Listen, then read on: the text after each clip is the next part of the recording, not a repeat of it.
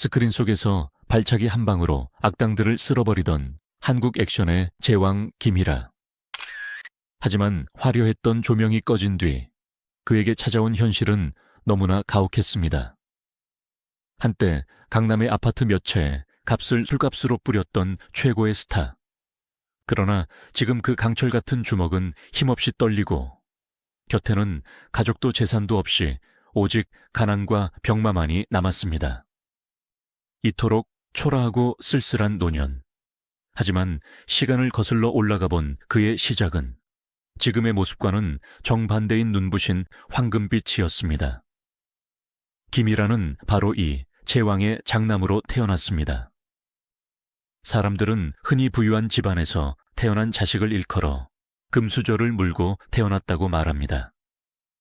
하지만 김희라는 금수저를 넘어 필름 수저를 물고 태어났다고 해도 과언이 아닙니다. 그의 유년 시절은 남들의 상상 속에나 존재하는 영화 세트장 같았습니다. 당대 최고의 감독들, 이름만 대면 알만한 전설적인 배우들이 매일같이 그의 집 문턱을 드나들었습니다. 어린 김일에게 촬영장은 놀이터였고 영화 시나리오는 동화책이었습니다. 그는 자연스럽게 카메라의 불빛과 스포트라이트의 열기에 익숙해졌습니다. 아버지가 촬영을 마치고 집에 돌아오면 어린 김희라는 아버지의 굵은 목소리와 호탕한 웃음소리를 들으며 자랐습니다. 아버지 김승호는 집안에서도 가부장적이고 엄격했지만 동시에 아들에게는 거대한 영웅이었습니다. 동네 아이들이 딱지치기를 할 때 김희라는 아버지가 출연한 영화 포스터를 보며 으스댔습니다. 우리 아버지가 누군지 알아? 바로 김승호야. 이 한마디면 모든 상황이 정리되던 시절이었습니다. 그는 태생적으로 특별한 존재라는 인식을 가지고 성장했습니다. 노력해서 얻은 특별함이 아니라 핏줄에 새겨진 특별한 이었습니다. 이것은 그에게 엄청난 자부심이기도 했지만 동시에 훗날 그의 인생을 갉아먹는 독이 되기도 했습니다. 하지만 왕의 아들로 산다는 것이 늘 행복하기만 했을까요? 빛이 강하면 그림자도 짙은 법입니다. 김희라의 성장기는 아버지라는 거대한 그늘에 가려져 있었습니다. 그가 무엇을 하든 사람들은 김승호의 아들이라는 꼬리표를 먼저 떠올렸습니다. 그가 학교에서 작은 잘못이라도 하면 김승호 선생님 아들이 저러면 되나 라는 핀잔이 돌아왔고 그가 잘한 일이 있어도 역시 피는 못 속여라며 아버지의 공으로 돌려주기 일쑤였습니다. 어린 소년에게 그것은 감당하기 힘든 압박감이었습니다. 그는 아버지처럼 되고 싶었지만 동시에 아버지를 벗어나고 싶어하는 모순된 감정 속에서 사춘기를 보냈습니다. 청년이 된 김이라는 아버지와는 전혀 다른 기질을 보였습니다. 김승호가 푸근하고 서민적인 아버지 상이었다면 김이라는 야생마 같았습니다. 그는 넘치는 에너지를 주체하지 못했습니다. 굵직한 이목구비와 다부진 체격, 그리고 어딘가 모르게 반항기가 서려 있는 눈빛은 당시 한국 영화계가 찾던 새로운 남성상과 묘하게 맞아떨어졌습니다. 하지만 정작 아버지 김승호는 아들이 배우가 되는 것을 반대했습니다. 화려해 보이지만 뜬구름 같은 인기의 허무함, 그리고 딴따라라 불리며 천시받던 시절의 서름을 누구보다 잘 알았기 때문일 것입니다. 아버지는 아들이 평범하고 안정적인 삶을 살기를 바랐을지도 모릅니다. 그러나 운명의 수레바퀴는 이미 굴러가기 시작했습니다. 1969년 김이라는 영화 독짓는 늙은이로 데뷔하게 됩니다. 그의 데뷔는 충무로의 뜨거운 감자였습니다. 김승호의 아들이 데뷔한다더라는 소문은 삽시간에 퍼져나갔고 기대와 우려가 동시에 쏟아졌습니다. 사람들은 그가 아버지의 후광으로 쉽게 주연 자리를 꿰찼다고 수군거렸습니다. 실제로 그랬을 수도 있습니다. 하지만 스크린에 비친 그의 모습은 사람들의 예상을 뒤엎었습니다. 그는 아버지를 흉내내지 않았습니다. 그에게는 아버지에게 없던 날 것 그대로의 거친 매력이 있었습니다. 투박하지만 힘있는 목소리, 상대를 압도하는 눈빛 연기는 그가 단순히 누구의 아들이 아닌 배우 김희라로서 존재할 수 있음을 증명해 보였습니다. 데뷔작의 성공 이후 그의 인생은 고속도로를 달리는 스포츠카처럼 거침이 없었습니다. 1970년대 한국 영화계는 멜로드라마의 시대를 지나 액션 영화의 전성기로 접어들고 있었습니다. 이소룡의 열풍이 아시아를 강타하던 시절, 한국에서도 강한 남자에 대한 갈망이 커져갔습니다.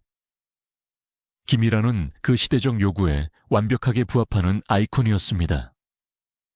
태권도와 유도로 단련된 몸, 대역 없이 소화해내는 액션 연기는 관객들에게 짜릿한 카타르시스를 선사했습니다. 사나이 가는 길, 돌아온 외다리 같은 영화들이 연이어 히트하며 그는 단숨에 스타덤에 올랐습니다. 돈과 명예가 파도처럼 밀려들었습니다. 출연료는 부르는 게 값이 되었고 밤무대와 지방행사 섭외가 쇄도했습니다. 그는 20대의 나이에 이미 평생 써도 다 못 쓸 것 같은 돈을 만지게 되었습니다. 당시 강남은 막 개발이 시작되던 시기였고 그는 쏟아져 들어오는 현금을 주체할 수 없어 부동산을 사들이기 시작했습니다. 투자의 개념이 아니었습니다. 그저 돈이 너무 많아서 돈을 둘 곳이 없어서 땅을 사고 건물을 샀다는 표현이 더 정확할 것입니다. 논현동, 신사동, 지금은 대한민국에서 가장 비싼 땅이 된 그곳들에 그의 명의로 된 건물들이 하나둘씩 늘어났습니다. 이 시점에서 우리는 그의 내면을 들여다보아야 합니다. 젊은 나이에 그것도 너무나 쉽게 얻은 성공은 그에게 치명적인 독배였습니다. 그는 실패를 몰랐습니다. 좌절을 경험해 본 적이 없었습니다. 아버지가 닦아놓은 길 위를 자신이 가진 재능이라는 날개를 달고 날아다녔을 뿐입니다. 그는 자신이 세상의 중심이라 믿기 시작했습니다. 주변 사람들은 모두 그에게 머리를 조아렸고 그가 무슨 말을 하든 형님 말이 맞습니다 라며 박수를 쳤습니다. 이런 환경 속에서 겸손을 배우기란 불가능에 가까웠습니다. 그의 자존심은 하늘을 찔렀고 오만함은 그를 서서히 잠식해 들어갔습니다. 그는 돈을 종이 쪼가리라고 불렀습니다.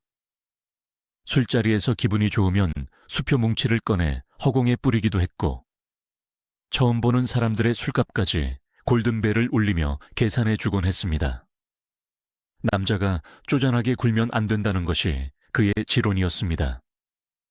그것이 사나이의 멋이라고 착각했습니다. 고급 제차를 몰고 서울 거리를 질주하며 그는 자신이 영원히 늙지 않는 불사신이라도 된 듯 굴었습니다. 세상의 도덕이나 규범 따위는 자신과 같은 특별한 사람에게는 적용되지 않는다고 믿었습니다. 그러나 이 화려한 성공의 이면에는 검은 그림자가 드리워지고 있었습니다. 바로 아버지 김승호의 갑작스러운 죽음이었습니다. 한국 영화계의 거목이었던 아버지가 고혈압으로 쓰러져 세상을 떠났을 때 김희라는 큰 충격을 받았습니다. 하지만 그 충격은 그를 성숙하게 만들기보다는 오히려 더 큰 방황으로 이끌었습니다. 아버지라는 거대한 억제기가 사라지자 그의 폭주는 브레이크가 고장난 기관차처럼 더욱 빨라졌습니다. 그는 아버지의 죽음으로 인한 상실감을 술과 여자, 그리고 도박으로 채우려 했습니다. 아버지의 명성을 이어야 한다는 압박감과 이제는 내가 가장이라는 해방감이 뒤섞여 그를 더욱 혼란스럽게 만들었습니다. 그는 슬픔을 다루는 법을 배우지 못했습니다. 누구에게도 자신의 약한 모습을 보이고 싶지 않았습니다. 그래서 그는 더욱더 강한 남자, 거친 사나이의 이미지를 고수하려 애썼습니다. 스크린 속에 김이라는 악당들을 때려 눕히며 정의를 구현했지만 현실의 김이라는 자신의 영혼을 파괴하고 있었습니다. 밤새도록 술을 마시고 다음날 아침 술 냄새를 풍기며 촬영장에 나타나는 일이 잦아졌습니다. 그래도 감독들은 그를 쓸 수밖에 없었습니다. 카메라가 돌아가면 그는 언제 그랬냐는 듯 짐승 같은 눈빛을 뿜어냈으니까요. 그 천부적인 재능이 오히려 그를 망치고 있었습니다. 노력하지 않아도 된다는 생각, 대충 살아도 세상은 나를 환영해 준다는 그 오만한 믿음이 굳건해졌습니다. 그리고 이 시기 그의 인생을 송두리째 뒤흔들 한 여인이 등장합니다.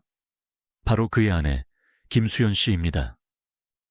그녀와의 만남은 김이라 인생의 가장 큰 축복이었지만 당시에 그는 그것을 알지 못했습니다. 아니, 알려고도 하지 않았습니다.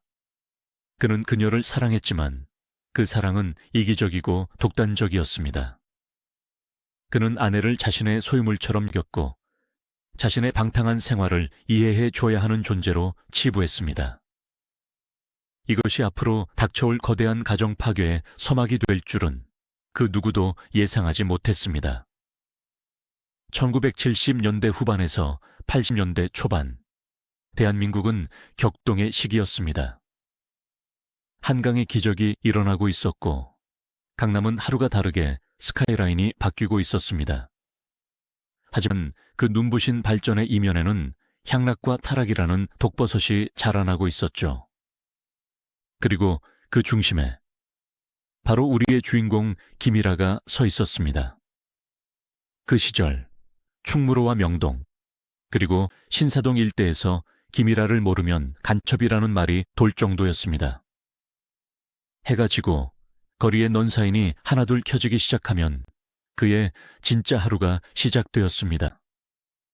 그는 낮에는 촬영장에서 액션씬을 찍으며 땀을 흘렸지만 밤에는 그보다 더 치열하게 쾌락을 좇으며 돈을 뿌렸습니다.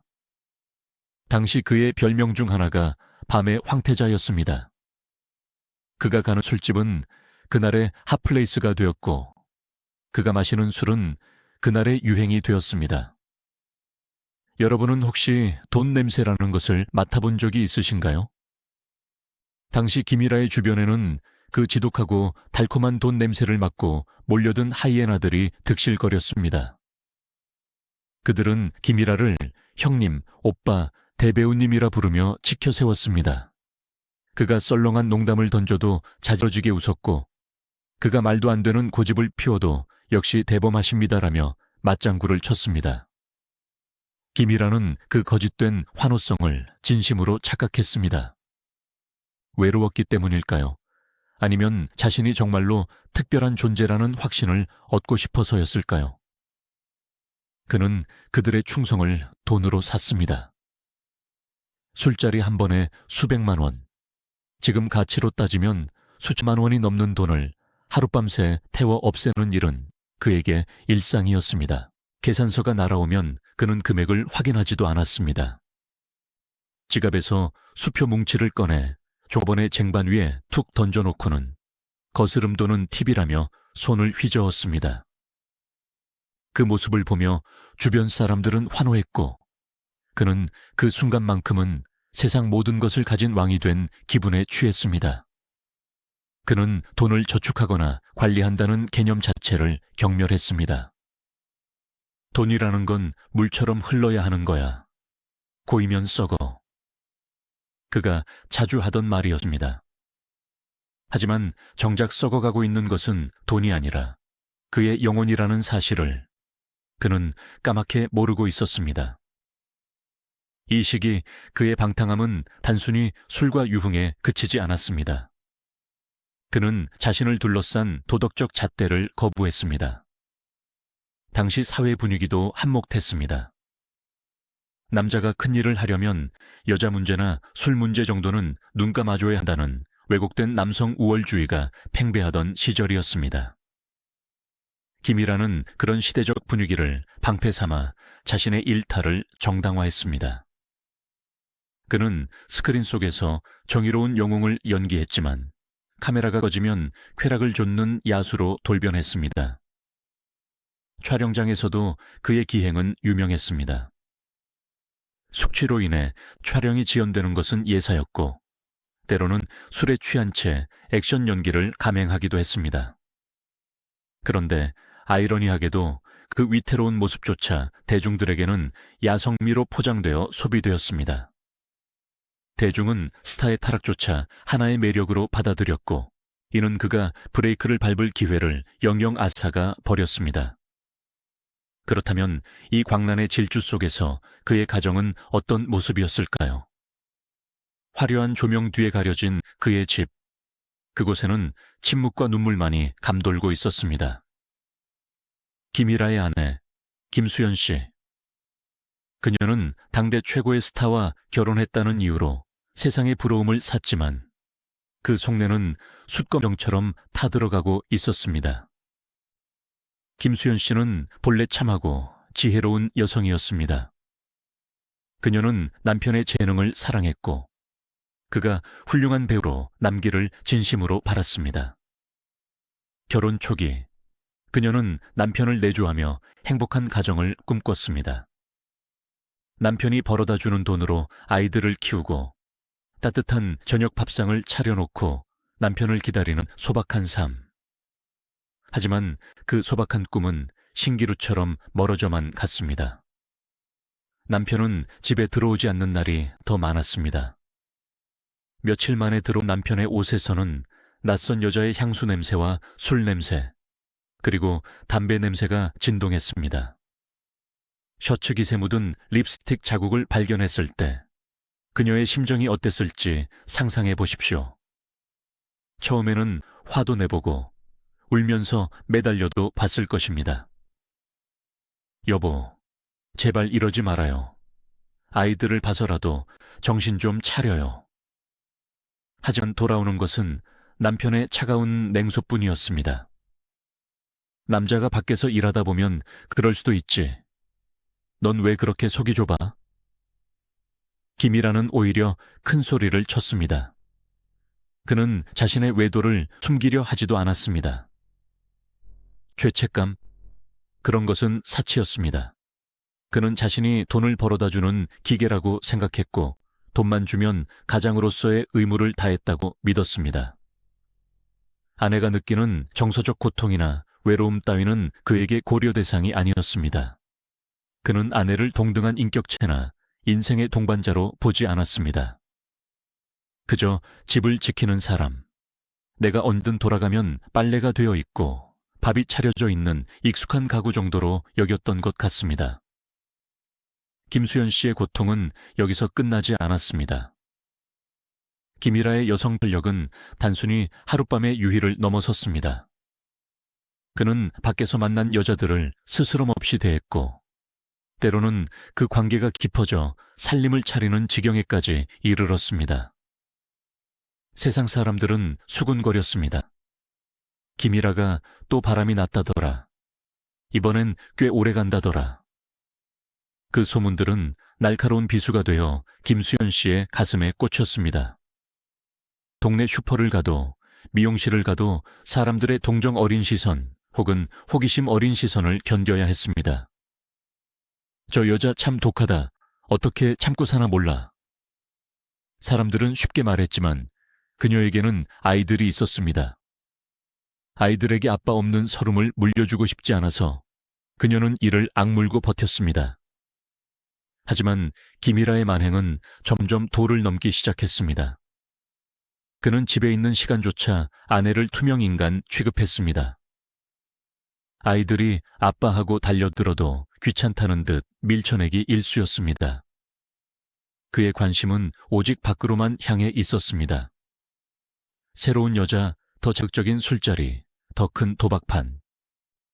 그의 도파민 중독은 이미 치료할 수 없는 수준으로 치닫고 있었습니다.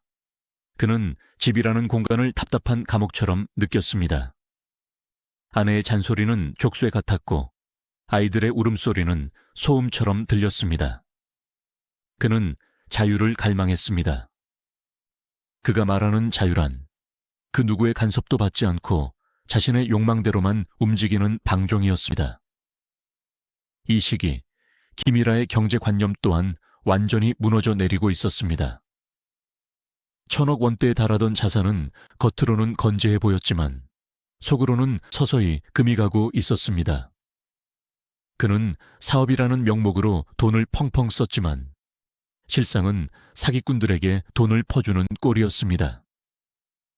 형님, 이번에 기가 막힌 아이템이 있습니다. 투자만 하시면 2배로 불려드립니다. 이런 말도 안 되는 제안에 그는 의심 없이 도장을 찍어주었습니다. 왜냐하면 그는 돈 버는 게 너무 쉬웠으니까요. 이르면 또 벌면 된다는 안일한 생각이 그의 판단력을 마비시켰습니다. 또한 그는 지인들의 빚보증을 서주는 것을 즐겼습니다. 내가 김일아인데 내 이름 석자면 은행 문도 열린다는 식의 허세였습니다.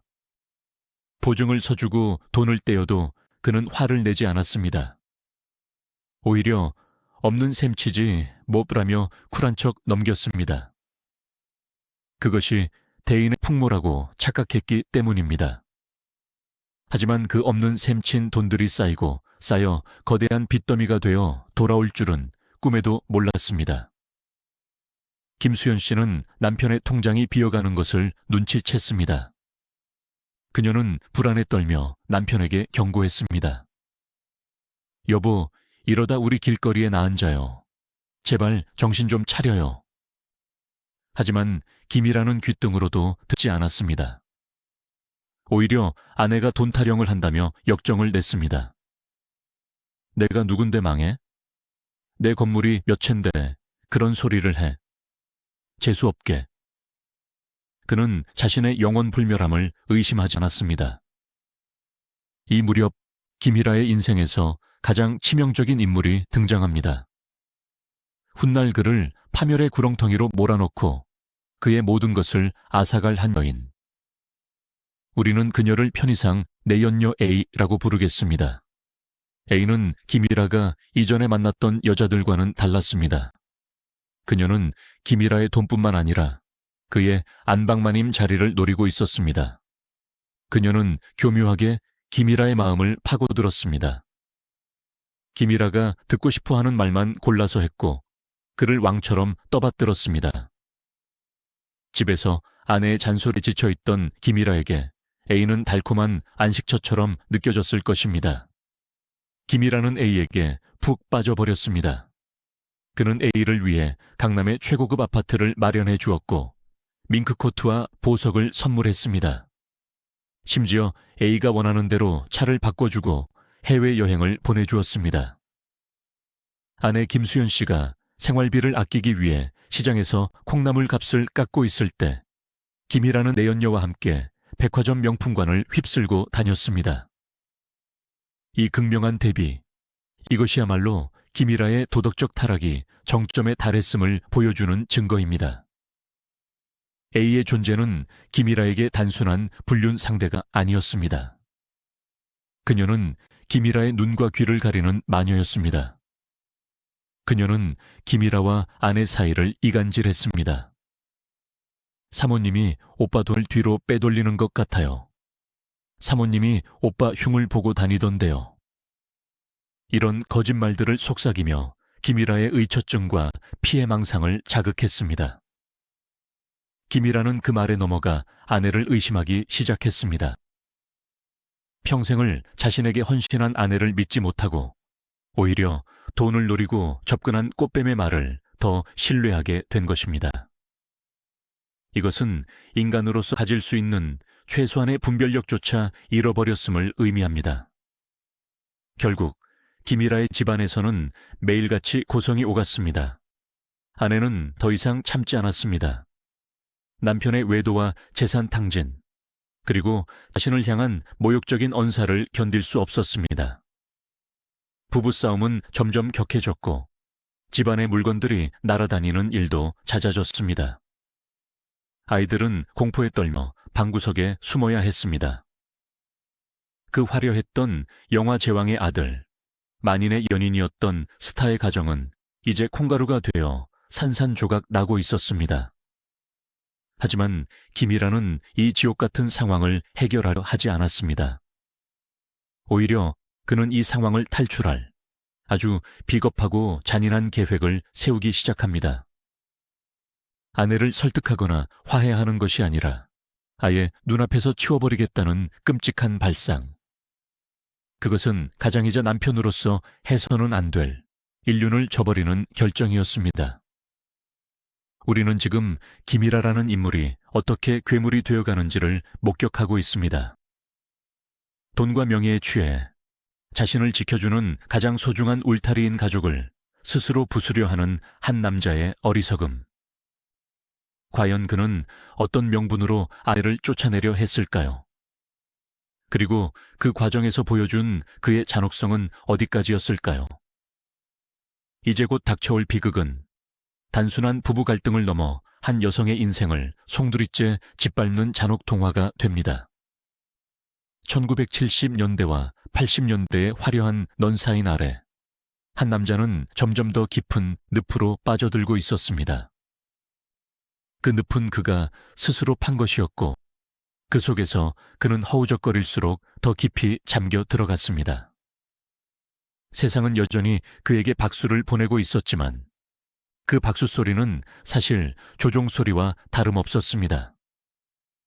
이제 곧 그 종소리가 멈추고 거대한 파국이 시작될 것입니다. 결국 인간의 오만함이 극에 달했을 때 어떤 비극이 탄생하는지를 보여주는 김이라의 인생 드라마. 그 정점을 향해 달려가는 그의 위태로운 발걸음은 멈출 줄을 몰랐습니다. 가진 것이 너무 많아서 잃을 것이 무엇인지조차 몰랐던 남자의 슬픈 질주는 계속됩니다. 이제 우리는 김이라의 인생에서 가장 어둡고 돌이킬 수 없는 죄악의 장을 열어보려 합니다. 그것은 단순한 외도가 아니었습니다. 그것은 한 인간의 존엄을 짓밟고 가족이라는 신성한 울타리를 뿌리째 뽑아버린 계획적이고 잔인한 추방이었습니다. 1980년대 중반, 김이라의 이중 생활은 이미 공공연한 비밀이었습니다. 충무로 관계자들은 물론이고 동네 주민들조차 그가 내연녀와 딴 살림을 차렸다는 사실을 알고 있었습니다. 하지만 김이라는 부끄러워하기는커녕 오히려 이 상황을 정리하고 싶어 했습니다. 두 집 살림이 귀찮아서가 아니었습니다. 본처인 김수현 씨가 있는 본가가 자신의 자유로운 영혼을 억압하는 감옥처럼 느껴졌기 때문입니다. 내연녀 A와의 달콤한 생활에 취해 있던 그는 아내와 아이들이 자신의 행복을 방해한 장애물이라고 생각하기 시작했습니다. 어느 날 저녁, 그는 굳은 표정으로 아내를 불렀습니다. 거실에는 무거운 침묵이 흘렀습니다. 김수현 씨는 본능적으로 불길한 예감을 느꼈을 것입니다. 남편의 입에서 나올 말이 사과나 화해가 아님을 직감했습니다. 김이라는 담배 연기를 길게 내뿜으며 통보하듯 말했습니다. 미국으로 가. 애들 데리고 교육을 위해서라는 그럴듯한 명분을 내세웠습니다. 애들 미래를 위해서 미국에서 공부시키는 게 낫지 않겠어? 당신이 가서 뒷바라지해. 겉으로 듣기엔 자식을 생각하는 아버지의 결단처럼 들릴 수도 있습니다. 하지만 김수현 씨는 그 말 속에 숨겨진 날카로운 칼날을 보았습니다. 그것은 내 눈앞에서 사라져 달라는 축객령이었습니다. 내 연녀와 마음 편히 살기 위해 조강지철을 지구 반대편으로 유배 보내겠다는 비겁한 수작이었습니다. 김수현 씨는 거부했습니다. 여보, 애들은 여기서도 잘 커요. 그리고 아빠 없이 어떻게 애들을 키워요? 당신 놔두고 못 가요. 그녀는 울며 매달렸습니다. 남편을 사랑해서이기도 했지만 이대로 떠나면 가정이 완전히 깨질 것을 알았기 때문입니다. 하지만 김이라의 태도는 완강했습니다. 이미 내연녀 A가 그의 머릿속을 지배하고 있었습니다. A는 끊임없이 김이라를 부추겼을 것입니다. 사모님만 없으면 우리끼리 얼마나 행복하겠어요. 오빠, 결단 내려요. 이 과정에서 김이라의 잔혹성을 보여주는 결정적인 사건이 발생합니다. 이것은 김수현 씨의 가슴에 평생 지워지지 않을 흉터를 남긴 그야말로 피해 화요일과도 같은 날이었습니다. 남편의 외도와 압박을 견디다 못한 김수현 씨는 이성을 잃고 말았습니다. 어느 날 그녀는 남편이 내연녀와 함께 있다는 첩보를 입수했습니다. 그동안 참고 또 참았던 분노가 활화산처럼 폭발했습니다. 그녀는 공감해서 망치를 꺼내 들었습니다. 사람을 해치려는 살이가 아니었습니다. 그들의 불륜 현장, 그 더러운 거짓의 공간을 다 때려 부수고 싶다는 절규였습니다. 그녀가 망치를 들고 내연녀의 집으로 쳐들어갔을 때 문을 연 사람은 다름 아닌 김일아였습니다. 김수현 씨의 손에는 망치가 들려 있었고 눈에는 핏발이 서 있었습니다. 보통의 남편이라면 아내의 그런 모습에 놀라거나 미안해하며 무릎을 꿇었을 것입니다. 하지만 김일아는 달랐습니다. 그는 아내를 보자마자 얼굴을 찌푸리며 소리를 질렀습니다. 너 미쳤냐? 여기가 어디라고 행패야. 그는 아내의 손목을 낚아채 망치를 빼앗았습니다. 그리고 겁에 질려 떨고 있는 내연녀를 자신의 등 뒤로 숨겼습니다. 걱정하지 마. 내가 해결할게. 내연녀를 안심시키는 그의 목소리는 더없이 부드러웠습니다. 바로 그 순간 김수현 씨는 무너져 내렸습니다. 남편이 자신을 미친 여자 취급하며 내연녀를 보호하려는 그 모습, 그것은 망치로 머리를 맞는 것보다 더 큰 충격이었습니다. 당신, 어떻게 나한테 이럴 수 있어? 내가 당신한테 뭘 그렇게 잘못했는데? 그녀가 바닥에 주저앉아 통곡했지만 김일아는 냉정하게 그녀를 쫓아냈습니다. 당장 꺼져. 다시는 여기 얼씬도 하지 마.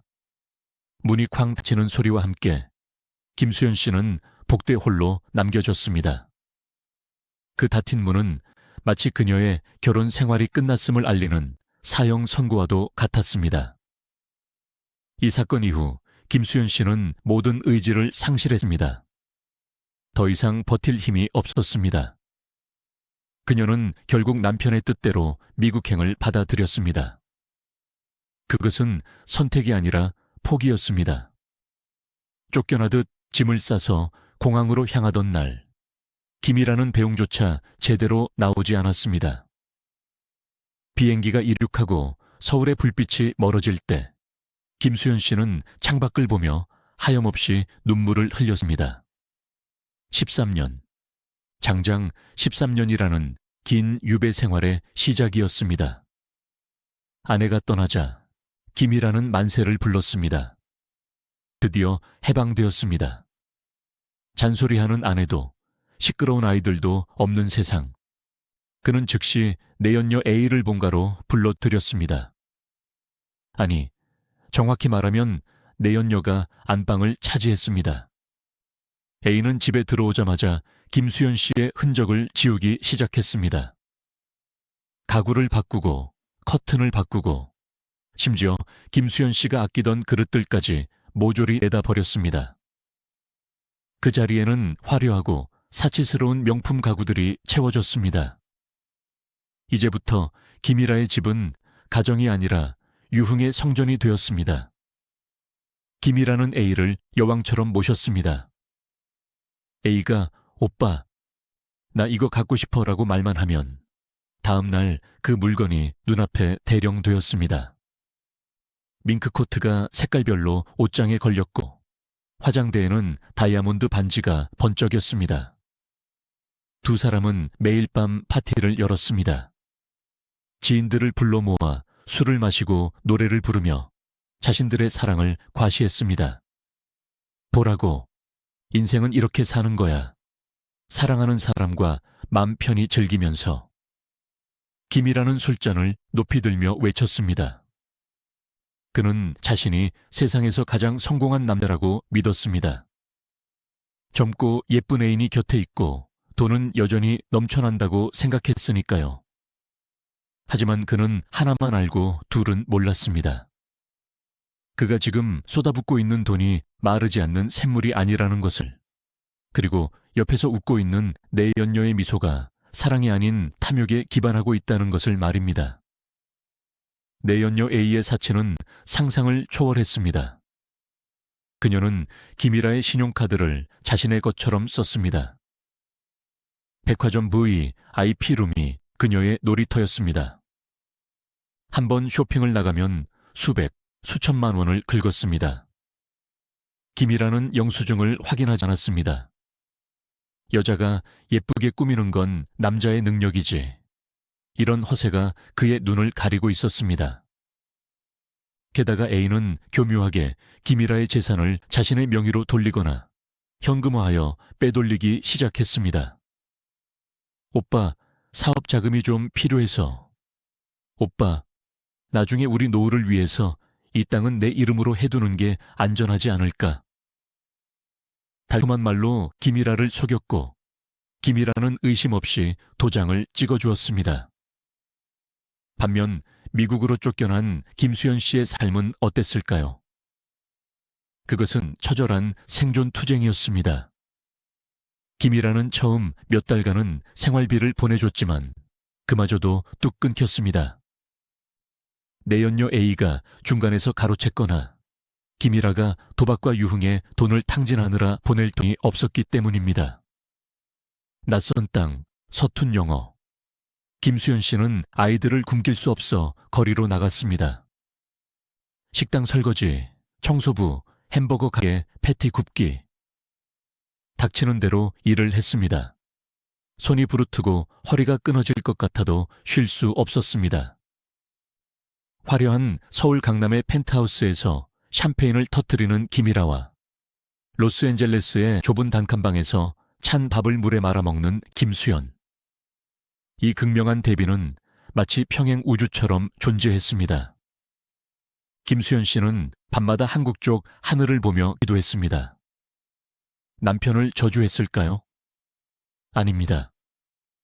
놀랍게도 그녀는 아이들에게 아빠 흉을 보지 않았습니다. 아빠는 한국에서 아주 훌륭한 배우야. 바빠서 돈을 못 보내시는 거야. 그녀는 아이들의 마음속에 있는 아버지의 이미지를 지켜주려 애썼습니다. 그것이 그녀가 할 수 있는 마지막 사랑이자 자존심이었습니다.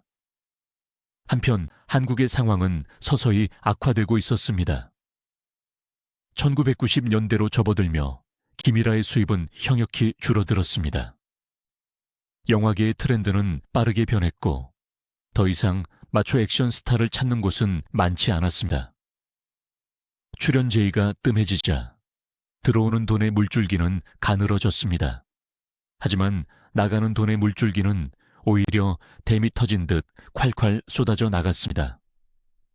건물이 하나둘씩 팔려나갔습니다. 처음에는 급전이 필요해서라는 핑계로 작은 건물을 팔았습니다. 그 다음에는 땅을 팔았습니다. 김이라는 불안감을 느꼈을 것입니다. 통장 잔고가 줄어드는 속도가 너무 빨랐으니까요. 하지만 그는 멈출 수 없었습니다. 내연녀 A에게 쪼들리는 모습을 보이기 싫었기 때문입니다. 오빠 돈 없네 라는 말을 듣는 것이 죽기보다 싫었던 자존심. 그놈의 자존심 때문에 그는 빚을 내서라도 품위를 유지하려 했습니다. 주변의 진짜 친구들은 하나둘씩 떠났습니다. 희라야, 정신 차려라. 저 여자가 네 재산 다 말아먹을 거야. 충고를 해주는 친구들에게 김이라는 화를 냈습니다. 너희가 내 사랑을 알아. 다 질투해서 그러는 거야. 결국 그의 곁에는 그의 돈을 노리는 사기꾼들과 그에게 기생하려는 간신배들만 남게 되었습니다. 내연녀 A의 태도도 조금씩 변하기 시작했습니다. 예전에는 김이라의 말이라면 죽는 신용기라도 했는데 이제는 짜증을 내기 시작했습니다. 오빠, 이번 달 생활비가 왜 이것밖에 안 돼? 오빠, 나 차 바꿔주기로 했잖아. 돈이 떨어져 가는 낌새를 채자 그녀의 본색이 드러나기 시작한 것입니다. 하지만 김이라는 애써 외면했습니다. 그녀가 떠날까봐 두려웠던 것입니다. 이미 아내도 버리고 가족도 버린 그에게 내연녀 A는 유일하게 남은 트로피이자 자존심의 상징이었으니까요. 그녀마저 떠나면 자신의 인생이 실패했다는 것을 인정해야 했기에 그는 더욱더 그녀에게 집착하고 매달렸습니다. 이것은 마치 서서히 가라앉고 있는 타이타닉호 위에서 마지막 춤을 추는 것과 같았습니다. 배에는 구멍이 뚫려 물이 차오르고 있는데 선상에서는 여전히 밴드가 음악을 연주하고 샴페인을 터뜨리고 있는 꼴이었습니다. 이 시기 김이라의 건강에도 적신호가 켜졌습니다. 수십 년간 이어진 과도한 음주와 흡연, 불규칙한 생활, 그리고 내면 깊은 곳에서 올라오는 불안감과 스트레스. 그의 몸은 비명을 지르고 있었습니다. 가끔 손이 떨리고 머리가 핑 도는 증상이 있었지만 그는 술을 덜 깨서 그래라며 대수롭지 않게 넘겼습니다. 병원에 갈 생각은 하지 않았습니다. 자신이 천하장사라고 믿었으니까요. 운명의 시간은 시시각각 다가오고 있었습니다.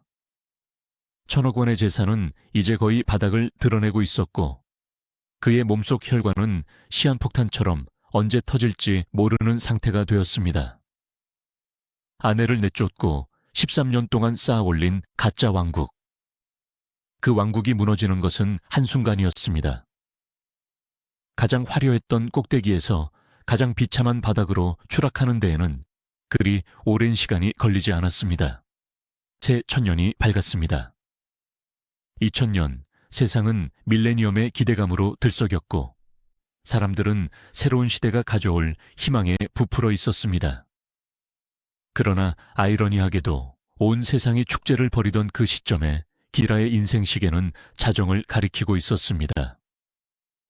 멈출 수 없었던 그의 폭주 기관차가 마침내 거대한 절벽을 마주하게 된 것입니다. 이 무렵 김이라의 통장 장원은 바닥을 보이고 있었습니다. 강남의 스카이라인을 수놓았던 그 많던 빌딩들은 하나둘 남의 손으로 넘어갔습니다. 도박 빚을 갚기 위해, 사업 실패를 메꾸기 위해, 그리고 내연녀 A의 끝없는 욕망을 채워주기 위해 그는 자산을 헐값에 넘겼습니다. 건물 하나만 팔면 급한 불은 끄겠지. 그런 안일한 생각이 꼬리에 꼬리를 물었습니다. 하지만 자산이라는 것은 눈사람과 같아서 한번 녹아내리기 시작하면 걷잡을 수 없이 사라지는 법입니다. 1,000억 원의 신화는 그렇게 허무하게 무너져 내리고 있었습니다. 그의 주변을 맴돌던 형님 소리도 잦아들었습니다. 돈 냄새가 사라지자 파리떼 같던 추종자들도 흩어졌습니다. 남은 것은 산더미 같은 빛 독촉장과 예민해질 대로 예민해진 내연녀의 히스테리뿐이었습니다. A는 이제 대놓고 불만을 터뜨렸습니다. 오빠, 이게 다야? 옛날엔 안 그랬잖아. 그녀의 표정에서 사랑스러움은 사라진 지 오래였습니다. 그녀의 눈은 탐욕스러운 짐승처럼 번들거렸고 김이라는 그제야 어렴풋이 공포를 느꼈을지도 모릅니다. 자신이 쥐고 있던 동아줄이 사실은 썩은 동아줄이었다는 것을. 하지만 정신적 스트레스보다 더 무서운 적이 그를 덮쳤습니다. 바로 육체의 붕괴였습니다. 수십 년간 이어진 폭음. 그는 술을 물처럼 마셨습니다. 안주는 고작해야 담배 연기였습니다. 혈관에는 알코올과 니코틴이 찌들어 있었고 고혈압과 당뇨라는 침묵의 살인자가 이미 그의 몸 곳곳에 진지를 구축해 놓은 상태였습니다. 가끔 뒷목이 뻐근하고 눈앞이 침침해지는 전조 증상이 있었지만 그는 무시했습니다. 내가 누군데? 난 천하의 김이라야. 액션 배우라고. 그는 자신의 강인함을 맹신했습니다. 병원에 가서 약을 먹는 건 약해 빠진 놈들이나 하는 짓이라고 비웃었습니다. 운명의 그날, 2000년의 어느 날 밤이었습니다.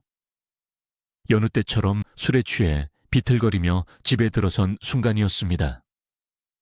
혹은 극심한 자금난으로 내연녀와 말다툼을 벌이던 중이었을지도 모릅니다. 갑자기 머릿속에서 퍽 하는 소리가 들리는 듯 했습니다. 마치 망치로 뒤통수를 세게 얻어맞은 듯한 충격이었습니다. 세상이 빙글빙글 돌기 시작했습니다. 천장이 바닥이 되고 바닥이 벽이 되는 기괴한 회전 속에서 그는 중심을 잃고 쓰러졌습니다. 입을 열어 살려줘라고 외치려 했지만 혀가 굳어 말이 나오지 않았습니다. 팔을 뻗어 무언가를 잡으려 했지만 내 팔이 내 팔 같지 않았습니다. 마치 거대한 바위가 몸을 짓누르는 듯한 무력감. 시야가 급격히 좁아지더니 이내 칠흑 같은 어둠이 그를 삼켰습니다. 뇌졸중, 즉 뇌경색이 그를 덮친 것입니다. 그가 다시 눈을 떴을 때 그곳은 차가운 병실이었습니다. 하얀 천장, 소독약 냄새, 규칙적으로 들려오는 기계음. 그는 몸을 일으키려 했지만 몸의 절반이 말을 듣지 않았습니다. 오른쪽 팔다리가 마치 남의 살덩이처럼 축 늘어져 있었습니다. 공포가 엄습했습니다. 스크린 위에서 날아다니던 액션 스타, 17대 1로 싸워도 끄떡없던 진짜 사나이. 김이라가 반신불수가 된 것입니다. 의사는 무미건조한 목소리로 선고했습니다. 뇌경색입니다. 골든타임을 놓쳐서 후유증이 심각할 겁니다. 재활을 해도 예전처럼 걷기는 힘들 수 있습니다. 그 순간 김이라의 심정은 어땠을까요? 절망? 분노? 아니면 후회? 아마 그 모든 감정이 뒤섞여 그를 짓눌렀을 것입니다. 하지만 진짜 지옥은 병마가 아니었습니다. 병마보다 더 잔인하고 냉혹한 현실이 그를 기다리고 있었습니다. 바로 내연녀 A의 반응이었습니다. 김이라가 쓰러졌다는 소식에 A는 병원으로 달려왔습니다. 하지만 그녀의 눈에는 걱정이나 슬픔이 없었습니다. 그녀는 의사에게 물었습니다. 다시 일어날 수 있나요? 다시 돈을 벌 수 있나요? 의사가 고개를 젓자 그녀의 눈빛은 순식간에 차갑게 식었습니다. 그녀에게 김이라는 더 이상 오빠가 아니었습니다. 고장난 기계, 더 이상 돈을 뱉어내지 않는 폐기물에 불과했습니다. 그녀의 머릿속은 빠르게 회전했습니다. 이제 끝났어. 이 늙은이한테서 더 나올 건 없어. 오히려 병원비랑 똥기저귀 값만 나가게 생겼어. 그녀는 재빨리 계산기를 두드렸습니다. 그리고 결단을 내렸습니다. 김이라의 인생에서 가장 충격적인 배신이 실행되는 순간이었습니다. A는 김이라가 병상에 누워 꼼짝도 못하는 틈을 타 움직이기 시작했습니다. 그녀는 김이라의 지갑, 신분증, 인감도장을 챙겼습니다. 그리고 집에 남아있던 마지막 귀중품들을 싹쓸이했습니다. 금고를 열어 남은 현금과 폐물들을 가방에 쓸어 담았습니다. 김이라가 1,000억 원의 재산을 탕진하며 마지막까지 남겨두었던 일종의 비상금 같은 자산들마저 그녀의 소나기로 들어갔습니다. 병실에 누워있는 김이라는 아무것도 할 수 없었습니다. 말을 제대로 할 수도 몸을 움직일 수도 없는 상태에서 그는 내연녀가 자신의 물건들을 뒤지고 통장에서 돈을 인출해 가는 것을 그저 지켜봐야 했을지도 모릅니다. 아니면 그녀가 오빠, 병원비 내려면 돈이 필요해서 그래 라고 거짓말을 하며 도장을 받아 갔을 수도 있습니다. 김이라는 믿고 싶었을 겁니다. 설마 날 버리겠어? 내가 너한테 해준 게 얼만데. 하지만 설마는 현실이 되었습니다. A는 김이라의 모든 것을 털어낸 후 바람처럼 사라졌습니다. 그녀는 단순히 도망친 것이 아니었습니다. 김이라의 돈으로 다른 남자와 살림을 차렸다는 소문이 들려왔습니다. 심지어 그 남자는 김이라가 알던 지인 중 한 명이었다는 이야기도 있습니다. 막장 드라마보다 더 막장 같은 현실이었습니다. 사랑이라고 믿었던 10수년의 세월이 철저한 기만과 사기로 귀결되는 순간이었습니다. 김이라는 병원에서 퇴원조차 할 수 없는 처지가 되었습니다. 병원비를 낼 돈이 없었기 때문입니다. 화려했던 건물주 톱스타는 이제 무일푼의 기초수급자 대상으로 전락할 위기에 놓였습니다. 주변 사람들의 도움으로 겨우 퇴원 절차를 밟았지만 갈 곳이 없었습니다. 내연녀 A가 살던 집은 이미 다른 사람에게 넘어갔거나 A가 보증금을 빼서 잠적해버린 상태였습니다. 그는 서울의 한 허름한 고시원 혹은 곰팡내 나는 지하 단칸방으로 밀려났습니다. 엘리베이터도 없는 좁은 계단을 마비된 다리를 끌며 내려가야 했습니다. 방 안에 들어선 순간 코를 찌르는 퀴퀴한 냄새가 그를 방했습니다. 한 사람이 겨우 누울 수 있는 좁은 공간. 창문 밖으로는 햇빛조차 제대로 들어오지 않는 어둠. 그곳이 이제 왕년의 스타 김이라가 머물 왕궁이었습니다. 상상해 보십시오.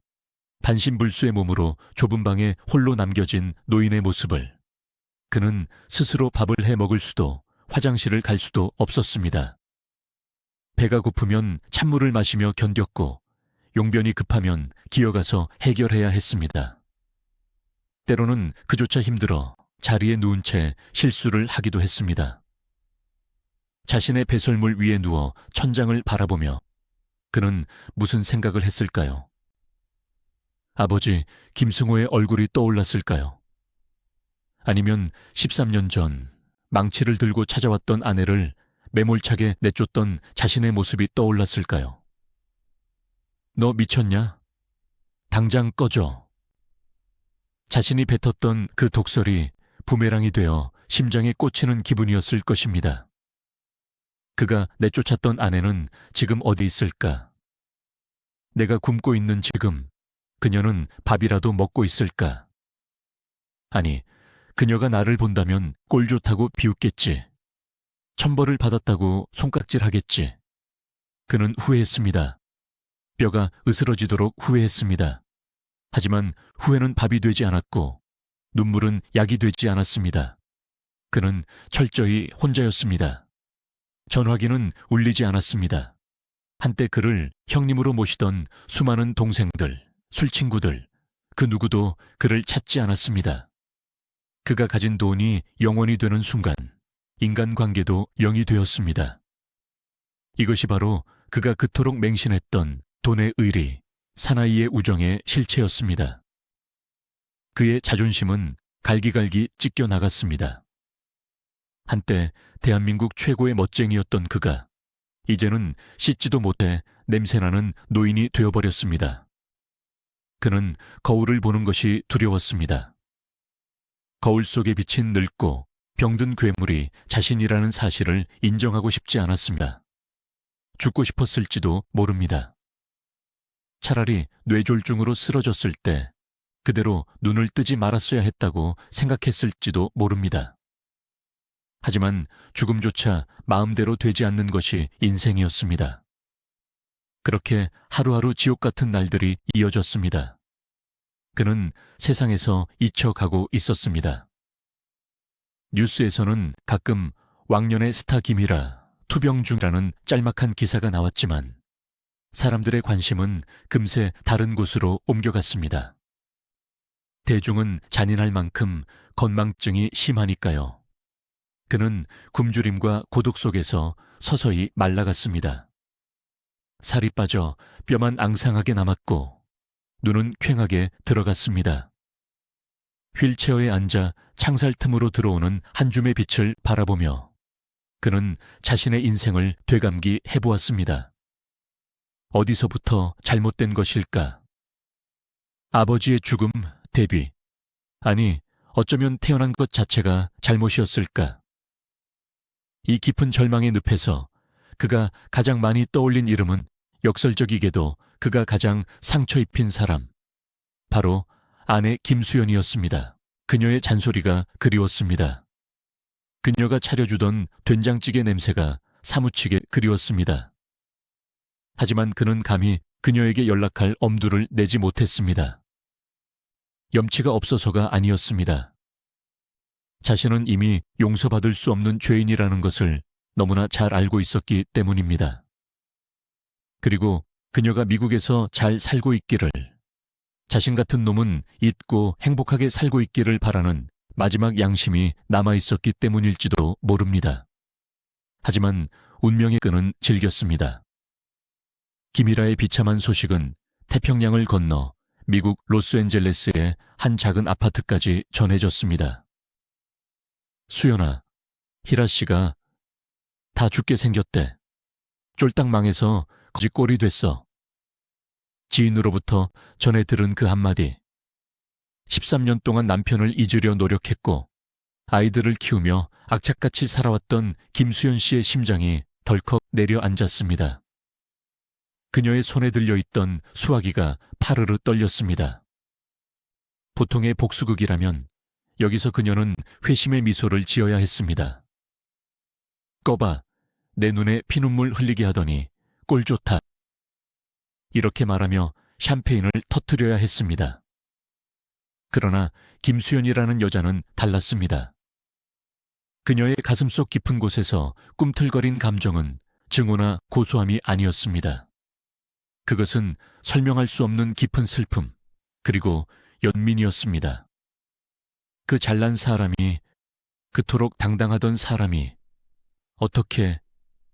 그녀는 밤새 잠을 이루지 못했습니다. 눈앞에 폐인이 된 남편의 모습이 아른거렸습니다. 미운 정 고운 정이라 했던가요? 아니면 전생에 엇보인 것일까요? 그녀는 짐 가방을 꺼냈습니다.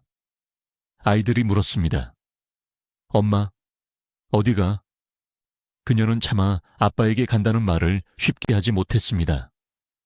그저 한국에 좀 다녀올게라고만 했습니다. 그녀의 귀국은 아무도 예상하지 못한 반전이었습니다. 세상 사람들은 미쳤다고 했습니다. 그 여자가 왜 와? 와서 위자료라도 챙기려나? 사람들은 수군거렸습니다. 하지만 그녀의 가방 속에는 위자료 청구 소송 서류가 들어있지 않았습니다.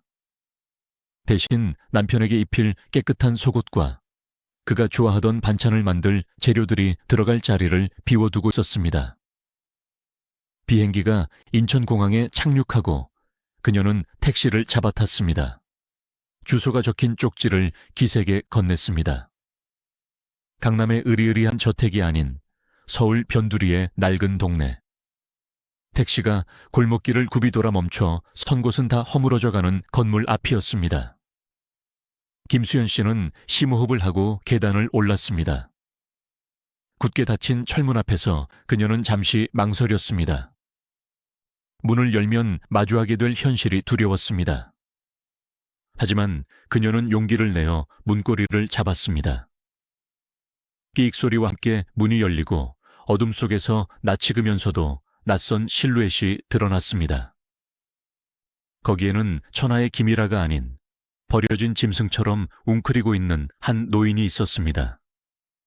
인기척에 놀라 고개를 든 김이라의 눈이 커졌습니다. 초점 없는 흐릿한 눈동자에 서서히 경악과 믿을 수 없다는 빛이 차올랐습니다. 갈라진 목소리로 그가 겨우 내뱉은 한마디. 13년 만에 재회였습니다. 이 순간 방 안의 공기가 멈춘 듯 했습니다. 썩은 냄새가 진동하는 방, 휠체어 위에 초라한 남자, 그리고 그 앞에 선 말끔한 차림의 중년 여성. 이것은 단순한 부부의 재회가 아니었습니다. 죄와 벌, 그리고 구원이라는 거대한 테마가 충돌하는 순간이었습니다. 과연 김수연 씨는 어떤 말을 했을까요? 그리고 김이라는 그녀를 보고 어떤 표정을 지었을까요? 가장 낮은 곳으로 추락한 남자와 그를 구원하러 온 여자의 기막힌 동거가 이제 막 시작되려 합니다. 이것은 로맨스 영화보다 더 애절하고 종교 영화보다 더 성스러운 인간의 드라마입니다.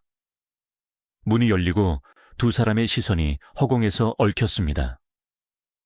그 찰나의 침묵은 13년이라는 긴 세월의 간극을 메우기에는 너무나 무겁고 숨이 막혔습니다. 김수연 씨의 시야에 들어온 것은 한때 스크린을 호령하던 천하의 액션 스타가 아니었습니다. 그곳에는 앙상하게 뼈만 남은 초라한 짐승 같은 존재가 웅크리고 있었습니다. 휠체어 옆에는 먹다 남은 음식물 쓰레기가 말라 비틀어져 있었고, 방석에는 처리하지 못한 배설물이 담긴 비닐봉지가 굴러다니고 있었습니다. 코를 찌르는 악취. 그것은 가난의 냄새이자 죽음의 냄새였습니다. 김이라는 고개를 들지 못했습니다. 감히 아내의 눈을 마주칠 수가 없었습니다. 자신이 저지른 짓이 있으니까요. 망치를 든 아내를 내쫓고 다른 여자를 끼고 살며 호의호식했던 그였습니다. 그런데 지금 자신의 몰골은 어떻습니까? 기저귀를 차고 스스로 밥알조차 씹지 못해 입가에 침을 흘리고 있는 반신불수. 차라리 땅이 갈라져 그 속으로 숨고 싶은 심정이었을 것입니다. 그는 떨리는 입술로 겨우 한마디를 내뱉으려 했습니다. 가, 나가. 하지만 김수연 씨는 나가지 않았습니다. 그녀는 신발을 벗고 그 더러운 방 안으로 발을 들여놓았습니다. 그리고 털썩 남편의 휠체어 앞에 무릎을 꿇었습니다. 그녀의 손이 남편의 앙상한 무릎 위에 얹어졌습니다. 뼈밖에 남지 않은 다리. 그 탄탄하던 근육은 다 어디로 가고 가죽만 남은 다리가 파들파들 떨리고 있었습니다. 어쩌다 이렇게 됐어요. 그녀의 입에서 터져 나온 것은 비난이나 욕설이 아니었습니다. 깊은 탄식이자 오열이었습니다. 그녀는 남편의 다리를 부여잡고 소리내어 울기 시작했습니다. 그 눈물은 복잡한 의미를 담고 있었습니다. 자신을 버린 남자에 대한 원망도 있었겠지만 그보다 더 큰 것은 인간적인 연민이었습니다. 한때는 산 같았고 호랑이 같았던 내 아이들의 아버지가 이렇게까지 처참하게 무너졌다는 사실에 대한 비통함. 그것은 미움마저 덮어버릴 만큼 거대한 슬픔이었습니다. 김이라도 울었습니다. 마비된 얼굴 근육 때문에 표정은 일그러졌지만 그의 눈에서는 굵은 눈물방울이 뚝뚝 떨어져 내렸습니다. 13년 만의 재회는 그렇게 눈물바다가 되었습니다. 그 어떤 드라마 대사보다 더 절절한 침묵의 통곡이 좁은 방을 가득 채웠습니다. 한참을 울던 김수연 씨는 눈물을 훔치고 일어섰습니다. 그녀의 눈빛이 달라져 있었습니다. 슬픔에 잠겨 있을 시간조차 없다는 것을 깨달은 것입니다. 그녀는 팔을 걷어붙였습니다. 일어나요. 씻기부터 합시다. 그녀는 화장실에서 대야에 물을 받아왔습니다. 그리고 수건에 물을 적셔 남편의 몸을 닦기 시작했습니다. 오랫동안 씻지 못해 때가 낀 피부, 욕창이 생기기 직전인 등, 그리고 냄새나는 기저귀. 그녀는 얼굴 한번 찌푸리지 않고 묵묵히 그 모든 것을 닦아냈습니다. 남편의 배설물을 손수 치우며 그녀는 13년 전 자신이 받았던 모욕을 씻어내고 있었는지도 모릅니다. 아니, 어쩌면 이 남자가 짊어진 죄의 무게를 그녀가 대신 닦아주고 있었던 것일지도 모릅니다. 김이라는 아내의 손길이 닿을 때마다 몸을 움츠렸습니다. 부끄러웠습니다. 자신이 내쫓았던 여자가 내 똥기저귀를 갈아주고 있다니. 이것은 그에게 죽음보다 더한 수치심이었습니다. 하지만 동시에 그것은 태어나서 처음 느껴보는 거대한 구원의 손길이었습니다. 돈으로 산 여자들은 돈이 떨어지자마자 도망갔지만 자신이 버린 이 여자는 가장 더러운 곳까지 내려와 자신을 안아주고 있었습니다. 그날부터 김수연 씨의 지독한 간병 생활이 시작되었습니다. 그는 미국에서의 생활을 정리하고 완전히 한국으로 돌아왔습니다. 하지만 현실은 냉혹했습니다. 김일에게 남은 돈은 한 푼도 없었습니다. 오히려 갚아야 할 빚만 남아있었죠. 김수연 씨가 가져온 얼마 안 되는 돈으로 방을 구하고 병원비를 대야 했습니다. 그녀는 억척스러워져야만 했습니다. 1,000억 원 자산가의 사모님이었던 그녀가 이제는 휠체어를 미는 보호자가 되어 시장 바닥을 누볐습니다. 싼 식재료를 찾아다니고 남편에게 먹일 보약을 짓기 위해 자신의 옷 한 벌 사 입지 않았습니다. 가장 힘든 것은 김이라의 재활 훈련이었습니다. 뇌경색 후유증으로 굳어버린 몸을 다시 움직이게 하는 것은 피를 말리는 고통이 따랐습니다. 김이라는 자주 짜증을 냈습니다. 몸이 마음대로 움직이지 않으니 답답했고 그 화살을 아내에게 돌리기도 했습니다. 아파, 살살 좀 하라고 소리를 지르고 숟가락을 집어 던지기도 했습니다. 그럴 때마다 김수연 씨는 묵묵히 숟가락을 주어 밥을 떠먹였습니다. 먹어야 살아요. 힘내서 운동해야 다시 걷죠. 그녀는 엄마처럼 때로는 조교처럼 남편을 다독이고 채찍질했습니다. 주변 사람들은 그녀를 보며 혀를 찼습니다. 보살이다, 보살. 저런 남자가 뭐가 예쁘다고 저렇게 지극정성일까? 하지만 김수연 씨에게는 확고한 신념이 있었습니다. 이 사람은 내 남편이다. 내 아이들의 아빠다. 내가 살려내야 한다. 이것은 사랑을 넘어선 의리였고 부부라는 이름의 숭고한 약속이었습니다. 김이라의 내면에서도 변화가 일어나기 시작했습니다. 처음에는 수치심과 자존심 때문에 아내를 거부했지만 시간이 지날수록 그는 깨닫게 되었습니다. 이 여자가 없으면 나는 죽는다. 아니, 이 여자는 내게 생명을 다시 불어넣어 주고 있다. 어느 날 밤 잠자리에 들기 전 김이라가 아내의 손을 잡았습니다. 그의 툭하고 힘없는 손이 아내의 거칠어진 손을 감쌌습니다. 미안하다. 내가 죽을 죄를 지었다. 그의 입에서 나온 참회. 수십 년간의 오만과 독선이 무너져 내리는 순간이었습니다. 그는 평생 처음으로 진심을 담아 타인에게, 그것도 아내에게 고개를 숙였습니다. 김수연 씨는 남편의 손을 꼭 잡아주었습니다. 됐어요. 살아서 내 옆에 있어주면 그걸로 됐어요. 그녀의 용서는 말로 하는 것이 아니었습니다. 매일 아침 남편의 굳은 다리를 주무르고 매일 색이 따뜻한 밥을 차려주는 그 행동 하나하나가 모두 용서였습니다. 하지만 그들의 삶이 갑자기 핑크빛으로 변한 것은 아니었습니다. 경제적 궁핍은 끈질기게 그들을 괴롭혔습니다. 김이라는 더 이상 수입이 없었고 치료비는 계속 들어갔습니다.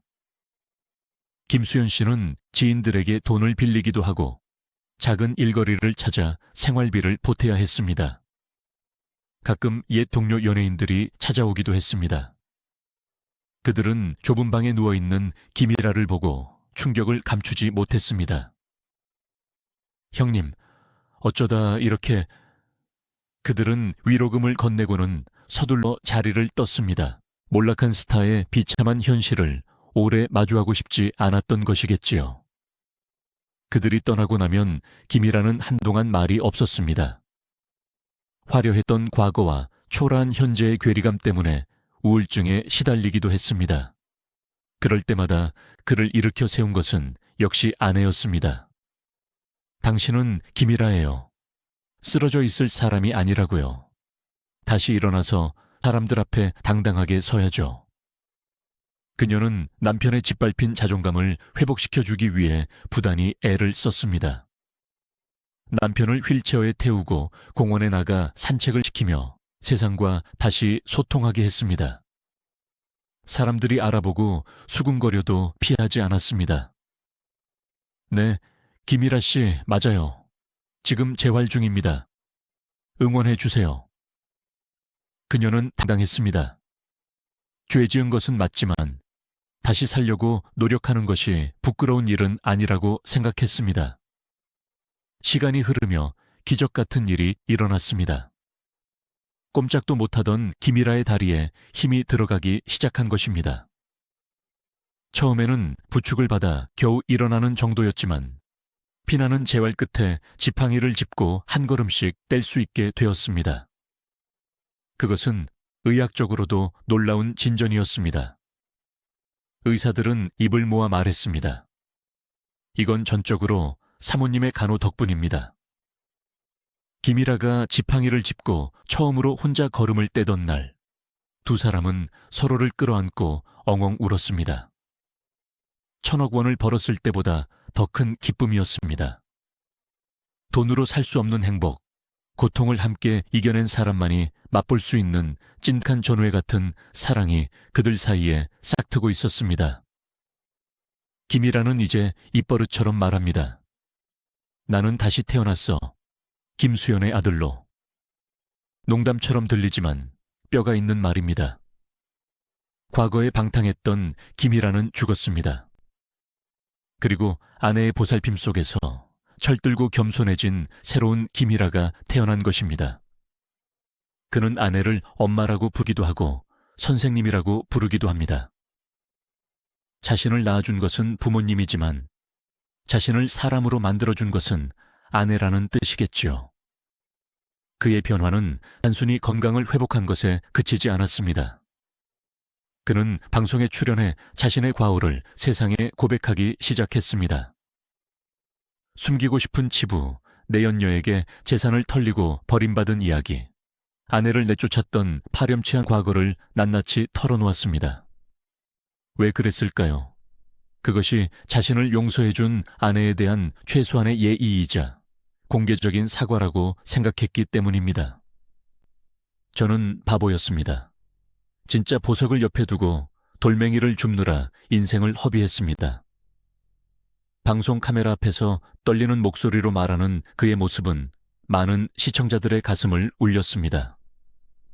비록 늦었지만, 너무나 늦었지만 그의 참회는 진심이었습니다. 하지만 여기서 우리는 냉정한 질문을 하나 던져야 합니다. 과연 김이라의 참회와 아내의 헌신으로 모든 상처가 치유되었을까요? 13년의 세월, 그 잃어버린 시간과 아이들이 겪었을 아빠의 부재는 보상받을 수 있는 것일까요? 해피엔딩처럼 보이지만 그 밑바닥에는 여전히 지워지지 않는 흉터가 남아 있습니다. 김수연 씨가 가끔 먼 산을 바라보며 짓는 쓸쓸한 표정. 그것은 용서 뒤에 숨겨진 인내의 무게를 짐작게 합니다. 이제 이야기는 종착역을 향해 달려갑니다. 나락으로 떨어졌던 한 남자가 아내의 등 뒤에 엎여 겨우 세상으로 돌아왔습니다. 그렇다면 이제 그들은 어떤 삶을 살고 있을까요? 그리고 김이라는 자신의 남은 생을 무엇을 위해 바치기로 결심했을까요? 그렇게 김이라는 다시 세상 밖으로 나왔습니다. 하지만 그가 선 무대는 화려한 조명이 쏟아지는 영화제 레드카펫이 아니었습니다. 다큐멘터리 프로그램의 카메라는 좁고 어수선한 거실, 낡은 소파에 힘없이 앉아있는 그의 모습을 가감없이 비췄습니다. 우리는 흔히 개과천선이라는 말을 쉽게 씁니다. 잘못을 뉘우치고 착한 사람이 된다는 뜻이죠. 하지만 현실에서의 개과천선은 동화책의 마지막 페이지처럼 아름답게 끝나지 않습니다. 그것은 매일매일 과거의 망령과 싸워야 하는 처절한 전쟁입니다. 김일에게 지난날의 과오는 씻을 수 없는 문신처럼 남아있었습니다. 방송을 통해 공개된 그의 일상은 충격적이면서도 숙연했습니다. 한때 호랑이처럼 포효하던 액션 스타가 이제는 아내가 밥상에 올려준 생선 가시를 발라주길 기다리는 순한 양이 되어 있었습니다. 그는 카메라를 향해, 아니 전 국민을 향해 자신의 치부를 드러냈습니다. 제가 나쁜 놈이었습니다. 아내 속을 너무 썩였습니다. 저 사람은 천사고 저는 마귀였습니다. 그의 고백은 단순한 반성문이 아니었습니다. 그것은 자기 파괴적인 참회였습니다. 보통의 연예인이라면 자신의 이미지를 위해 어느 정도 포장을 하거나 변명을 섞었을 법도 합니다. 그때는 사업이 힘들어서 혹은 어쩔 수 없는 상황이어서 같은 핑계 말입니다. 하지만 김이라는 변명하지 않았습니다. 다 내 탓이다. 내가 정신이 나갔었다. 여자에 미쳐서 돈에 취해서 가족을 버렸다. 이토록 적나라한 자기 고발은 보는 이들의 마음을 불편하게 만들면서도 동시에 묘한 울림을 주었습니다. 그것은 바닥을 친 인간만이 보여줄 수 있는 투박한 진실이었기 때문입니다. 이 과정에서 대중의 시선은 김이라가 아닌 그의 곁을 지키는 아내 김수연 씨에게 쏠렸습니다. 사람들은 도저히 이해할 수 없다는 반응이었습니다. 도대체 왜? 저런 남자를 왜 받아주나? 인터넷 댓글창에는 그녀를 답답해하는 글과 존경한다는 글이 뒤섞여 올라왔습니다. 김수연 씨의 속마음은 과연 어땠을까요? 그녀라고 해서 왜 억울함이 없겠습니까? 13년입니다. 꽃다운 젊음을 이국 땅에서 홀로 고생하며 보낸 그 세월을 어떻게 보상받겠습니까? 가끔 남편이 잠든 모습을 바라볼 때면 불현듯 옛 기억이 떠올라 가슴을 치고 싶을 때가 있었을 것입니다. 망치를 들고 찾아갔던 그날의 수모, 내 연녀에게 밀려 쫓겨나던 날의 비참함. 그 기억들은 지우개로 지운다고 사라지는 것이 아니었습니다. 하지만 김수연 씨는 그 분노를 승화시켰습니다. 그녀는 어느 인터뷰에서 이렇게 말했습니다. 미워하는 것도 힘이 있어야 하더라고요. 처음엔 죽이고 싶을 만큼 미웠죠. 그런데 막상 다 죽어가는 꼴을 보니 미움보다는 측은지심이 먼저 들었어요. 전생에 내가 이 사람에게 큰 빚을 졌나 보다. 이번 생에 그 빚을 다 갚고 가야겠다. 그렇게 마음먹으니 편해지더군요. 이것은 종교적인 해탈의 경지라고밖에 설명할 수 없습니다. 그녀는 남편을 환자로, 더 나아가 불쌍한 중생으로 바라보기로 한 것입니다. 남편이 밉지 않아서가 아니라 미워하는 마음을 품고 사는 것이 자신을 더 괴롭게 만든다는 것을 깨달았기 때문일지도 모릅니다. 용서는 남을 위한 것이 아니라 결국 나 자신을 위한 것이라는 오래된 격언을 그녀는 몸소 실천하고 있었습니다. 두 사람의 일상은 평범한 노부부의 그것과는 사뭇 다릅니다. 거기에는 묘한 긴장감과 애틋함이 공존합니다. 식사 시간, 김수연 씨는 남편에게 끊임없이 잔소리를 합니다. 짜게 먹지 마라. 국물 남겨라. 꼭꼭 씹어라. 예전 같았으면 밥상을 엎었을 김이라지만 지금은 군소리 없이 아내의 말을 따릅니다. 그는 알고 있습니다. 이 잔소리가 자신을 살게 하는 생명줄이라는 것을. 가끔 김이라가 옛날 버릇이 나와 고집을 피울 때가 있습니다. 나도 남자야. 내 마음대로 할 거야. 라고 소리치고 싶을 때가 있겠죠. 하지만 그럴 때마다 그는 자신의 마비된 다리를 내려다봅니다. 그리고 텅 빈 지갑을 생각합니다.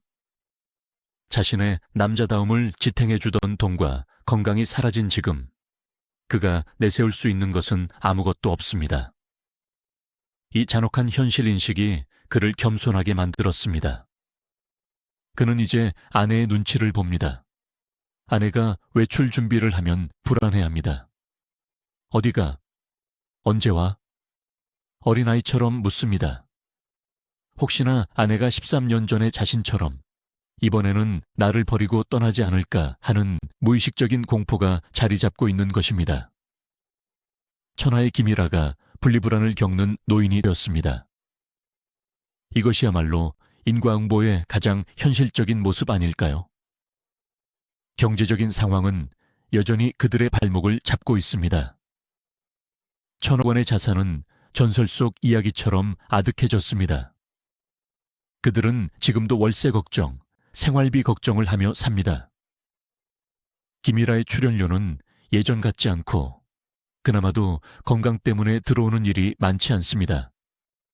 하지만 김수연 씨는 불평하지 않습니다. 돈? 있어도 그만, 없어도 그만이에요. 돈 많을 때 우리 행복했나요? 아니잖아요. 돈 때문에 가정 깨지고 돈 때문에 사람 망가졌죠. 차라리 지금처럼 돈 없어도 둘이 얼굴 맞대고 된장찌개 끓여 먹는 게 훨씬 행복해요. 이 말은 빈말이 아닙니다.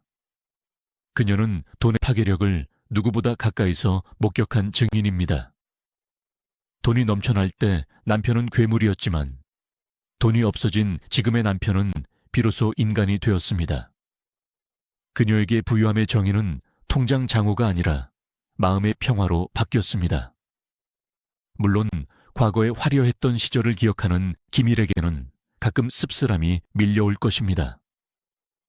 TV에서 후배 배우들이 성공해서 빌딩을 샀다는 뉴스를 볼 때, 혹은 옛 동료들이 고급 세단을 타고 지나가는 것을 볼 때, 그는 속이 쓰릴 것입니다. 나도 저랬는데, 내가 더 잘 나갔는데. 하지만 그 부러움은 오래가지 않습니다. 그는 옆에서 코를 골며 자는 아내의 얼굴을 보며 마음을 다잡습니다. 저 빌딩 10채를 다 준다 해도 지금 내 옆에 있는 이 사람과는 바꿀 수 없다는 것을 이제는 뼈저리게 알기 때문입니다. 김이라의 노년은 잃어버린 것들에 대한 애도의 시간입니다. 그는 건강을 잃었고 재산을 잃었고 젊음을 잃었습니다. 그리고 무엇보다 아내와 아이들에게 주었어야 할 행복한 시간을 영원히 잃어버렸습니다. 그는 가끔 앨범을 펼쳐봅니다. 아이들이 어렸을 때 찍은 사진들. 그 사진 속에서 자신은 웃고 있지만 아내의 표정은 어딘가 그늘져 있습니다. 그는 그 사진을 어루만지며 뒤늦은 눈물을 흘립니다. 내가 미쳤었지. 내가 왜 그랬을까? 후회는 아무리 빨라도 늦은 법입니다. 그는 이제 아이들에게 낯선 아빠입니다. 미국에서 자란 자녀들은 아버지에 대해 복잡한 감정을 가지고 있을 것입니다. 성공한 배우로서의 아버지에 대한 존경심과 가정을 버린 아버지에 대한 원망. 그 간극을 메우기 위해 김이라는 노력하고 있습니다. 서툰 솜씨로 영상 통화를 하고 미안하다는 말을 반복합니다. 하지만 깨진 유리를 다시 붙인다고 해서 새 유리가 될 수는 없습니다. 붙인 자국은 영원히 남습니다. 김이라와 그의 가족은 그 흉터를 안고 살아가는 법을 배우고 있습니다. 억지로 우리는 이제 완벽하게 행복해라고 연기하지 않습니다. 그저 서로의 상처를 인정하고 그래도 가족이니까 라는 이름으로 서로를 보듬을 뿐입니다. 최근 김이라의 모습에서 우리는 또 다른 변화를 발견합니다. 그는 이제 자신의 고통을 웃음으로 승화시킬 줄 아는 여유를 가지게 되었습니다. 예전에는 자신의 치부를 건드리면 불같이 화를 냈겠지만 이제는 허허 웃으며 받아 넘깁니다. 제가 귀가 얇아서 사기를 많이 당했죠. 다 수업료 냈다고 생각합니다. 비싼 수업료였지만 덕분에 진짜 소중한 게 뭔지 배웠으니까요. 그는 자신의 실패를 숨기지 않음으로써 오히려 자유로워졌습니다. 더 이상 지켜야 할 체면도 과시해야 할 허세도 없으니 마음이 가벼워진 것입니다. 휠체어를 타고 거리에 나가면 사람들이 알아보고 인사를 건넵니다. 예전에는 멋있다는 환호였지만 지금은 힘내세요, 건강하세요라는 위로와 응원입니다. 김이라는 그 따뜻한 말 한마디에 눈시울을 붉힙니다. 돈으로 산 가짜 친구들의 아부보다 지나가는 시민의 진심 어린 걱정이 더 값지다는 것을 깨달았기 때문입니다. 이 긴 이야기의 터널을 지나오며 우리는 한 가지 의문을 가질 수 있습니다. 과연 김이라는 행복할까요? 1,000억 원을 가진 채 쾌락의 정점에 서 있었던 40여 전의 김이라와 빈털터리에 반신불수가 되어 아내의 수발을 받는 지금의 김이라. 둘 중 누가 더 행복할까요? 세속적인 기준으로 보면 당연히 전자일 것입니다. 하지만 김이라 본인에게 묻는다며 그는 주저없이 지금을 선택할 것입니다. 그때는 사는 게 아니었어요. 그냥 붕 떠서 날아다니는 풍선 같았죠. 언제 터질지 모르는, 지금은 땅에 발을 디디고 사는 기분입니다. 비록 다리는 불편하지만 마음만은 지금이 훨씬 편합니다. 그의 이 고백은 우리에게 시사하는 바가 큽니다. 우리는 모두 성공을 쫓아, 돈을 쫓아 달립니다. 더 좋은 집, 더 좋은 차, 더 많은 통장 잔고가 행복을 보장해 줄 것이라 믿습니다. 하지만 김이라는 자신의 온몸을 던져 자신의 인생 전체를 담보로 잡아 우리에게 증명해 보였습니다. 그 모든 화려함은 결국 신기루일 뿐이며 진짜 행복은 아주 사소하고 가까운 곳에 있다는 것을요. 이제 김이라의 인생 드라마는 클라이맥스를 지나 잔잔한 에필로그를 향해 가고 있습니다. 하지만 아직 끝나지 않았습니다. 그에게는 마지막으로 완수해야 할 숙제가 남아 있습니다. 그것은 단순히 건강을 회복하는 것이 아닙니다. 자신의 남은 생을 바쳐 자신이 망가뜨렸던 것들을 조금이라도 복구해 놓는 것, 그리고 자신과 같은 실수를 저지르려는 사람들에게 살아있는 경고판이 되어주는 것. 그는 가끔 꿈을 꾼다고 합니다. 다시 영화 배우로 카메라 앞에 서는 꿈. 하지만 그 꿈속에서의 역할은 예전처럼 주먹을 휘두르는 영웅이 아닙니다. 인생의 쓴맛 단맛을 다 본 주름 깊은 노인의 역할입니다. 대사 한마디 없이 눈빛만으로 인생의 회한을 표현하는 그런 배우가 되고 싶다고 말합니다. 어둠이 짙게 깔린 밤, 서울의 작은 방 안. 텔레비전 화면에서 흘러나오는 불빛만이 두 노인의 얼굴을 희미하게 비추고 있습니다. 김이라와 김수연 부부의 밤은 유난히 길고 조용합니다. 젊은 시절, 밤은 그에게 쾌락과 광란의 시간이었지만 지금의 밤은 생존을 확인하고 또 다른 이별을 준비하는 엄숙한 시간입니다. 우리는 누구나 죽습니다. 하지만 김일에게 죽음이라는 단어는 조금 더 무겁고 구체적인 공포로 다가옵니다. 이미 한번 뇌졸중이라는 저승사자가 그의 문턱을 넘었다가 돌아갔기 때문입니다. 그는 알고 있습니다. 그 저승사자가 언제 다시 문을 두드릴지 모른다는 것을요. 그래서 그는 뻔뻔하게도 매일 밤 기도합니다. 하느님, 염치 없지만 부탁 하나만 들어주십시오. 제발 저 사람보다 제가 하루만 더 빨리 가게 해주십시오. 평생을 이기적으로 살았던 남자는 마지막 가는 길조차 아내에게 배웅을 받고 싶어하는 이기적인 소원을 빕니다. 하지만 그 이기심의 밑바닥에는 아내 없이는 단 1분 1초도 살 수 없다는 처절한 나약함과 사랑이 깔려 있습니다. 두 사람은 이제 이별 연습을 하고 있습니다. 김이라는 자신이 가지고 있던 옛날 사진들, 대본들, 상패들을 하나씩 정리합니다. 예전 같았으면 이게 내가 잘 나갈 때 받은 상이야 하며 자랑스레 진열해 뒀을 물건들입니다. 하지만 이제 그는 덤덤하게 말합니다. 이거 다 버려도 돼요. 내가 죽으면 다 쓰레기야. 1,000억 원의 재산을 가졌을 때는 세상 모든 물건을 소유하려 했지만 이제 빈손으로 떠날 준비를 하며 그는 무소유의 가치를 배우고 있습니다. 수위에는 주머니가 없다는 옛말이 사무치게 와닿는 순간들입니다. 지금 이 순간 휠체어에 앉아 창밖을 바라보는 김이라의 눈동자는 무엇이 비치고 있을까요? 김이라의 인생은 우리에게 냉혹한 청구서를 내밉니다. 그는 빌딩 열채와 자신의 젊음을 모두 지불하고 나서야 비로소 가족이라는 정답을 얻었습니다. 그 구원의 중심에는 아내 김수연 씨가 있습니다. 복수 대신 용서를, 증오 대신 간병을 택한 그녀야말로 이 비극적 서사시의 진정한 영웅입니다. 이제 김이라는 더 이상 스크린 속의 액션 스타가 아닙니다. 그는 대역도 NG도 허용되지 않는 참회하는 남편이라는 생애 가장 어려운 배역을 연기하고 있습니다. 과거의 오만함을 버리고 자신을 불쌍히 여겨주는 이웃들에게 아이처럼 웃어 보이는 남자. 그것은 모든 욕망을 비워낸 자만이 지을 수 있는 가장 가벼운 미소일 것입니다. 마지막으로 묻고 싶습니다. 당신의 곁에는 누가 있습니까?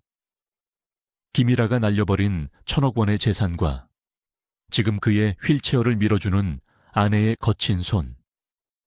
우리는 이 두 가지 엔딩 중 무엇을 선택해야 할까요? 비록 영화 같은 해피엔딩은 아닐지라도 서로의 천에 의지의 끝까지 살아가는 것. 이것이야말로 인간 김이라가 온몸으로 써내려간 마지막 대본, 휴먼 엔딩입니다.